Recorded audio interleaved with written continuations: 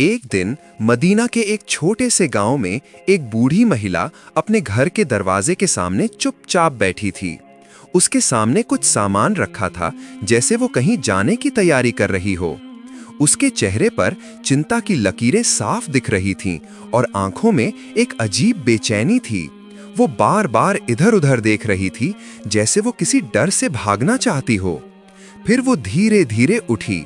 उसने अपना सामान लिया और चलने लगी। उसके पैर लड़खड़ा रहे थे और वो कुछ दूर जाकर थक कर बैठ गई और हाँफते हुए कहने लगी, न जाने अगर कभी उस आदमी से मुलाकात हो जाए और अगर वो कुछ कह दे तो क्या मेरा मन भी बदल जाएगा। उसके मन में एक ही नाम गूंज रहा था और वो नाम मोहम्मद सल्लल्लाहु अलैहि वसल्लम। हाँ, वो नाम जिसे सुनकर आत्मा तक कांप उठती है, जिसकी बात सीधे दिल में उतर जाती है, जिसे एक बार सुन लेने के बाद भूलना मुश्किल हो जाता है। बूढ़ी महिला की आंखों में डर था। उसने सोचा, मैं अब इस शहर में नहीं रह सकती, इसलिए जितनी जल्दी हो सके यहाँ से चली जाती हूँ। उसके दिल की बेचैनी तब भी बाकी थी। उसने हजरत मोहम्मद सल्लल्लाहु अलैहि वसल्लम से कभी मुलाकात नहीं की थी, लेकिन उनका नाम ही उसकी आत्मा में हलचल पैदा कर चुका था। क्या शक्ति है इस नाम में! अगर मिल जाए तो जीवन बदल देता है, और जो ना भी मिले तो भी दिल को कहीं गहराई में छू जाता है। उसी समय रसूलुल्लाह सल्लल्लाहु अलैहि वसल्लम उस रास्ते से कहीं जा रहे थे। उन्होंने उस बूढ़ी महिला को देखकर रुक गए। वो समझ गए कि ये महिला कहीं जाने की तैयारी कर रही है, लेकिन वो बहुत कमजोर लग रही थी और उसका सामान भी भारी लग रहा था। अतः नबी करीम सल्लल्लाहु अलैहि वसल्लम ने नरम और प्यार भरी आवाज में कहा, अम्मा जान, आप कहाँ जा रही हैं? नबी जी की बात सुनकर बूढ़ी महिला चौंक उठी। कुछ पल उनकी तरफ देखती रही, फिर बोली, बेटा, मैं ये शहर छोड़ रही हूँ। अब यहाँ रहना सुरक्षित नहीं है, क्योंकि यहाँ एक जादूगर आया है जो लोगों के दिलों को अपनी बातों से खींच लेता है। मैं नहीं चाहती कि मेरे साथ भी ऐसा हो। बूढ़ी महिला की बात सुनकर नबी मोहम्मद सल्लल्लाहु अलैहि वसल्लम ने सिर झुकाया और शांत होकर उनकी हर बात ध्यान से सुनी। फिर बहुत शांत स्वर में बोले, अम्मा जान, क्या मैं आपकी मदद कर सकता हूँ? आपका सामान तो काफी भारी लग रहा है। नबी जी की बात सुनकर बूढ़ी महिला कुछ पल उनकी तरफ देखती रही और मन ही मन सोचने लगी, कौन है ये युवक? आजकल कौन किसकी इतनी चिंता करता है? कुछ देर सोचकर बोली, बेटा, अगर तुम मेरा ये सामान सिर पर उठा दो तो मेरी बहुत मदद होगी। बूढ़ी की बात सुनकर नबी मोहम्मद सल्लल्लाहु अलैहि वसल्लम हंसे, आगे बढ़े और सामान उठाने लगे। सचमुच सामान बहुत भारी था। उन्होंने महसूस किया कि इस उम्र में ये अम्मा इसे उठाकर कहीं नहीं जा पाएंगी, इसलिए उन्होंने बहुत नरमी से कहा, अम्मा जान, आपका बोझ तो सचमुच भारी है और आप भी अब बूढ़ी हो गई हैं। अगर आप अनुमति दें तो क्या मैं आपको आपके ठिकाने पर पहुंचा दूं? लेकिन बूढ़ी महिला एकदम आश्चर्यचकित हो गई। इतना सभ्य, इतना दयालु लड़का देखकर वो कुछ देर चुप रही, फिर गहरी सांस लेकर बोली, बेटा, इससे और क्या मेहरबानी हो सकती है? तब अल्लाह के रसूल मोहम्मद सल्लल्लाहु अलैहि वसल्लम ने वो भारी बोझ अपने कंधे पर उठा लिया और धीरे धीरे उस महिला के साथ चलने लगे। बूढ़ी महिला थकी हुई थी, इसलिए हाँफ रही थी। चलते चलते उसने नबी जी की तरफ देखा और बोली, बेटा, मैं तुम्हें एक बात बताती हूँ। अगर तुम बुद्धिमान हो तो ये शहर छोड़ दो। यहाँ एक बहुत खतरनाक जादूगर आया है। उसका नाम है मोहम्मद सल्लल्लाहु अलैहि वसल्लम। वो कहता है कि वो नबी है, हमारे देवताओं के बारे में झूठ बोलता है और लोगों को गुमराह करता है। बूढ़ी महिला की बात नबी जी चुपचाप सुनते रहे, लेकिन कोई जवाब नहीं दिया। चेहरे पर सिर्फ शांति ही शांति थी।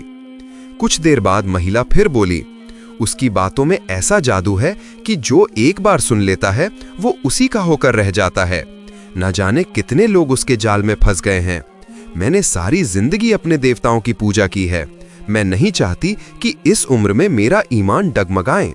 मेरे पूर्वज जैसे जीवन जिए हैं, मैं भी वैसे ही जीना चाहती हूँ।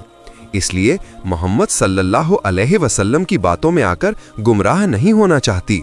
मैं तुम्हें भी समझा रही हूँ बेटा, उससे दूर रहो। पूरे रास्ते भर वो बूढ़ी महिला इस युवक को सिर्फ एक ही बात समझाती रही, लेकिन वो युवक कुछ नहीं बोला। अतः एक लंबी यात्रा के बाद वे दोनों अपने गंतव्य पर पहुंचे। युवक ने धीरे धीरे वृद्धा का सामान नीचे रखा, इतनी सावधानी से जैसे उसे कोई कष्ट न हो, फिर चुपचाप लौटने लगा। तब वृद्धा महिला आश्चर्यचकित हो गई और बोली, बेटा, एक बात तो बताओ कि तुम कौन हो? तुमने तो अपना नाम भी नहीं बताया, इतना बोझ उठाया, इतनी मदद की। मैं तो सबको बताऊंगी कि आज मुझे रास्ते में एक फरिश्ते ने मदद की थी। वृद्धा की बात सुनकर युवक हल्का मुस्कुराया और बोला, अम्मा, नाम जानकर क्या करोगी? आपका काम तो हो गया, यही काफी है। लेकिन वृद्धा जिद पर अड़ी रही, नहीं बाबा, मैं जानना चाहती हूँ। तुम इतने अच्छे, इतने सभ्य, इतने विनम्र हो, मुझे तुम्हारा नाम अवश्य जानना होगा। युवक कुछ देर चुप रहा, फिर बहुत नरम स्वर में बोला, अम्मा, जिसे आप पूरे रास्ते गाली दे रही थीं, जिसे आप जादूगर, झूठा, उकसाने वाला कह रही थीं, मैं वही व्यक्ति हूँ। मैं मोहम्मद सल्लल्लाहु अलैहि वसल्लम हूँ। ये सुनकर वृद्धा महिला जैसे स्तब्ध रह गई। होंठ कांपने लगे, आंखें बड़ी हो गईं और गला सूख गया और बोली, तुम ही मोहम्मद सल्लल्लाहु अलैहि वसल्लम हो? रसूलुल्लाह सल्लल्लाहु अलैहि वसल्लम मुस्कुराए, सिर झुकाया और बोले, हाँ अम्मा, मैं ही मोहम्मद हूँ। नबी के मुंह से ऐसी बात सुनकर वृद्धा जैसे थम गई। उसे याद आने लगा कि कैसे उसने उन्हें अपमानित किया था, क्या क्या नहीं कहा था, और उस व्यक्ति ने एक भी जवाब दिए बिना, कोई शिकायत किए बिना सिर्फ उसका बोझ ढोया, हर बात चुपचाप सुनी। अतः वृद्धा की आंखों से आंसू बहने लगे। कांपते कांपते रसूलुल्लाह सल्लल्लाहु अलैहि वसल्लम के पास झुक गई। अपने दोनों हाथ उनके पैरों पर रखकर फूट फूट कर रोने लगी। मैंने पूरे रास्ते तुम्हें गाली दी, तुम्हारा अपमान किया, और तुमने एक बार भी कुछ नहीं कहा, बल्कि उल्टा मेरी मदद की, मेरा बोझ ढोया। क्या मुझे ये नहीं समझना चाहिए था कि एक सच्चा महान व्यक्ति ऐसा ही होता है? रसूलुल्लाह सल्लल्लाहु अलैहि वसल्लम अत्यंत नम्रता से बोले, अम्मा जान, आपने जो कहा आप तो जानती नहीं थीं। जो नहीं जानता उसे अगर धैर्य से समझाया जाए तो एक दिन वो अवश्य सत्य को पहचान सकता है। वृद्धा महिला का रोना थम नहीं रहा था। फिर गहरे दुख के साथ बोली, मुझे झूठ सिखाया गया था, अब मैं समझ गई हूं, तुम सत्यवादी हो, तुम न्यायपरायण हो, तुम अवश्य अल्लाह के भेजे हुए रसूल हो। फिर उसने कांपते स्वर में लेकिन पूर्ण विश्वास में कहा, मैं गवाही देती हूं कि अल्लाह के सिवा कोई इबादत के लायक नहीं, और मैं गवाही देती हूं कि तुम मोहम्मद सल्लल्लाहु अलैहि वसल्लम अल्लाह के भेजे हुए रसूल हो।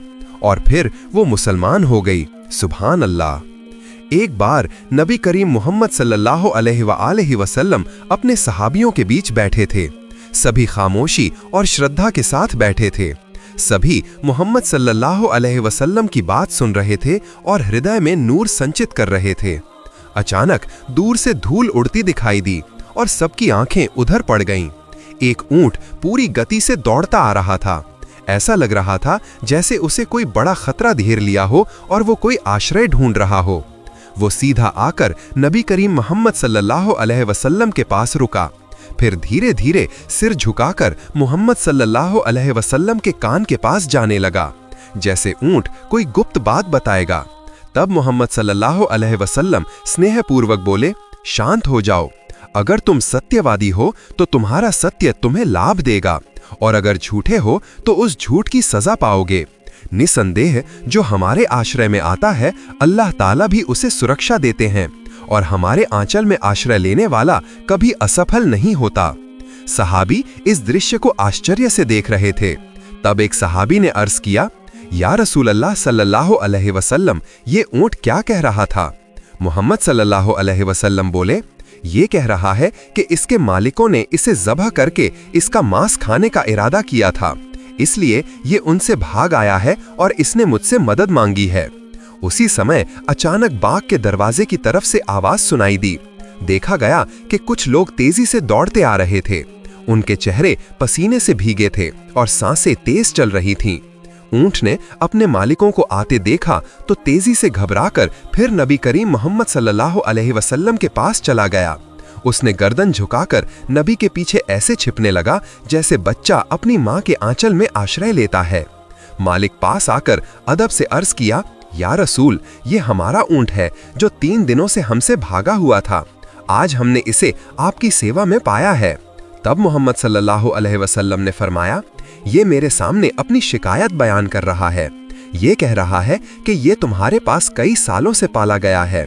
जब गर्मी का मौसम आता था तब तुम इस पर सवार होकर हरी घास और चरागाहों की तरफ जाते थे। जब सर्दी का मौसम आता था तब तुम इस पर सवार होकर गर्म इलाकों की तरफ यात्रा करते थे। लेकिन अब जब ये बुढ़ापे और कमजोरी की हालत में पहुंच गया है तब तुम इसका मांस खाने की योजना बना रहे हो।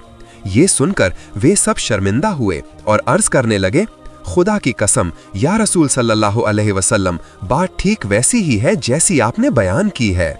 ये सुनकर नबी करीम हजरत मोहम्मद सल्लल्लाहु अलैहि वसल्लम ने अत्यंत नरम लहजे में कहा, एक अच्छे खिदमतगार को उसके मालिकों की तरफ से क्या यही प्रतिदान मिलता है?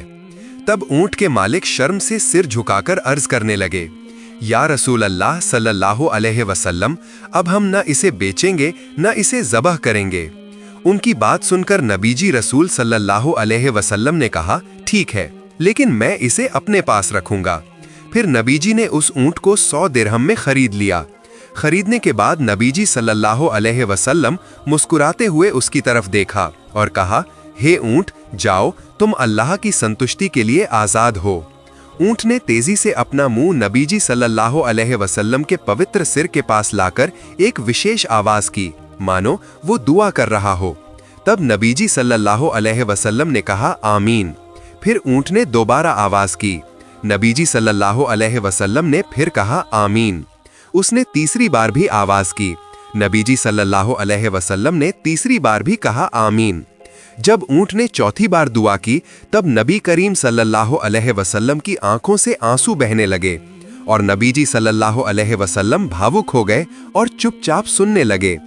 ऐसा दृश्य देखकर सहाबा हैरान हुए। उन्होंने अर्ज किया, या रसूल अल्लाह सल्लल्लाहु अलैहि वसल्लम, ये ऊंट क्या कह रहा था? तब रसूल सल्लल्लाहु अलैहि वसल्लम ने कहा, उसने पहली बार कहा, हे नबी, अल्लाह ताला आपको इस्लाम और कुरान की तरफ से सर्वोत्तम प्रतिदान प्रदान करें। मैंने कहा, आमीन। फिर ऊंट ने दूसरी बार कहा, क़यामत के दिन आप अपनी उम्मत से उसी तरह डर दूर करें जिस तरह आपने मुझसे डर दूर किया है। मैंने कहा, आमीन। इसके बाद उसने तीसरी दुआ की, अल्लाह ताला आपकी उम्मत के खून को दुश्मनों से उसी तरह सुरक्षित रखे जिस तरह आपने मेरा खून सुरक्षित रखा है। मैंने कहा, आमीन। फिर ऊंट ने चौथी दुआ की, अल्लाह ताला आपकी उम्मत के बीच कभी युद्ध विग्रह उत्पन्न न करें। ये सुनकर नबी मोहम्मद सल्लल्लाहु अलैहि वसल्लम की आंखों से आंसू बहने लगे। उन्होंने अत्यंत भावपूर्ण स्वर में कहा, ये दुआ मैंने भी अपने रब से मांगी थी। पहली 3 दुआएं अल्लाह ताला ने कबूल कर ली हैं, लेकिन ये आखिरी दुआ मंजूर नहीं की। हजरत जिब्राइल अलैहिस्सलाम मेरे पास अल्लाह ताला का पैगाम लेकर आए और कहा कि ये उम्मत आपस में झगड़ा विवाद करेगी और इसी में तबाह होगी। जो कुछ होना है वो अल्लाह ताला की कलम से पहले ही लिखा जा चुका है। ये सुनकर सहाबाए किराम का दिल भारी हो गया। मजलिस में गहरी खामोशी छा गई। सब सोच रहे थे कि ये उम्मत जो आज हुजूर मोहम्मद सल्लल्लाहु अलैहि वसल्लम के सामने बैठी है, कल एक दूसरे के खिलाफ तलवार उठाएगी। तब मोहम्मद सल्लल्लाहु अलैहि वसल्लम ने अत्यंत वेदनापूर्ण स्वर में कहा, हे मेरे सहाबा, सुन लो, मैंने तुम्हें वो बात बताई है जो अल्लाह के हुक्म से तुम्हारे सामने आई है। लेकिन तुम में से जो कोई इस फितने से बच सकता है, कुरान को मजबूती से पकड़े रहो, एक दूसरे से मोहब्बत रखो और अत्याचार से दूर रहो। फिर हजरत मोहम्मद सल्लल्लाहु अलैहि वसल्लम ने ऊंट की तरफ देखा जो अब निश्चिंत होकर पास खड़ा था और कहा, इस बेजुबान जानवर ने आज तुम्हें ये सिखाया है कि मुश्किल समय में कहां पनाह लेनी चाहिए। जो मेरी पनाह में आया है, अल्लाह ने उसे सुरक्षा दी है। तुम भी अपने ईमान को मेरे दीन के आश्रय में रखो। ये कहकर मोहम्मद सल्लल्लाहु अलैहि वसल्लम ने ऊंट को मुक्त कर दिया। ऊंट ने एक बार फिर सिर झुकाकर मोहम्मद सल्लल्लाहु अलैहि वसल्लम को सलाम किया और धीरे धीरे चलते हुए बाग के दरवाजे से बाहर निकल गया। उस दिन के बाद सहाबाए किराम और मदीना के लोग जानवरों के साथ पहले से ज्यादा नरमी और प्यार करने लगे और ये बात सबके दिलों में बैठ गई कि नबी मोहम्मद सल्लल्लाहु अलैहि वसल्लम की दया हर प्राणी के लिए समान अधिकार है।